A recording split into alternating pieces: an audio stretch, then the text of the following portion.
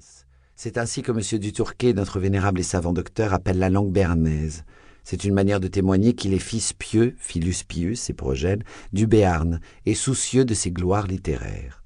Or, la langue de Despourins n'ayant qu'un rapport purement étymologique avec celle que les honnêtes gens qui ne connaissent pas Despourins comme moi et toi parlent, on n'y comprend rien. Ou bien on me répond en français avec l'accent de Tartarin, et autant de vagues et d'incertitudes, de sorte que je n'y comprends pas davantage. Tout cela a ses couleurs locales et assez gênant, ce qui est la même chose. Dernier caractère, il y a sans exagération autant de bœufs que de gens, et pas des bœufs comme j'en avais vu jusqu'ici. Il y a bœufs et bœufs. Ceux-ci, bien évidemment, sont bœufs, et non bœufs. Ils ont le corps jaune vigoureux et splendide, enveloppé dans une chemise de toile brune comme dans un froc. Leur tête seule sort, est grave, belle, douce et résignée, avec 2 yeux lustrés et tristes, et une vaste peau de bête recouverte de fougères leur couvrant le crâne de là, émergent 2 cornes magnifiques. Une vraie tête de Christ. Mais ces nobles martyrs ont une ampleur et une pureté de ligne, une vigueur de membres et une beauté plastique telle que l'on est tenté de leur rendre ce beau culte que Théophile Gautier avait pour eux. Maintenant que ma période est terminée et que Théophile Gautier a allumé dans mon cœur la longue série de mes griefs, à moi compte 2 mots. Ôte-moi d'un doute. Avais-tu bien Fracasse, et sa pure étincelle n'alluma pas chez toi le feu dont je ruisselle? Oses-tu bien encore te montrer devant moi? Ô rage, ô désespoir, ô vieillesse ennemie, n'ai-je donc tant vécu que pour cette infamie? N'ai-je indiqué Fracasse à tels illettrés que pour voir en un jour flétrir tant de lauriers? Comment admiratrice surannée du presbytère, comment abonnée de la revue des 2 mondes, comment dévoratrice impitoyable d'abricots et de cerises cuites, comment...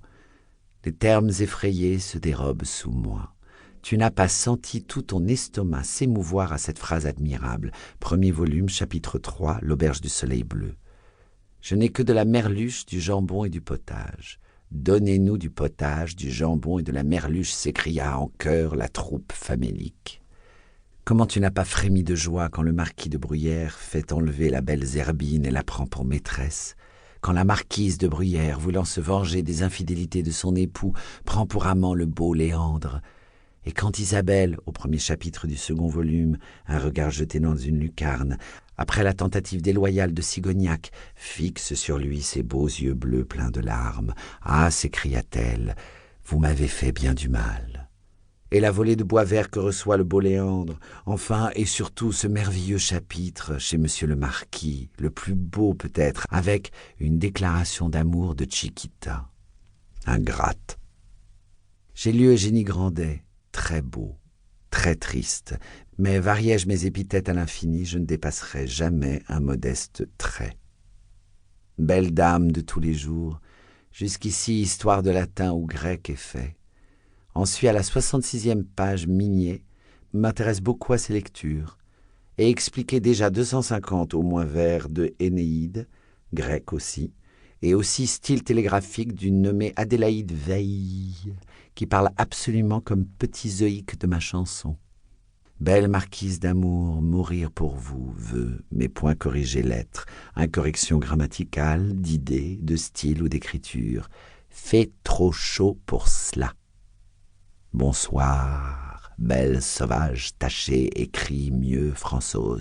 Merci, France adorable. Fait trop chaud pour cela, Sarcé.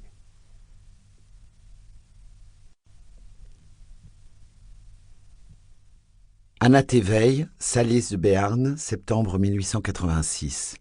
Mon cher petit grand-père, merci 1000 fois de ta lettre. Il paraît que mon style a le malheur de déplaire à tout le monde. Puisque le genre sublime ne me va pas, j'essaierai du bourgeois. Hier est parti M. Magiteau. J'aurais voulu que tu visses les manœuvres de son épouse et le respect des habitants de l'hôtel.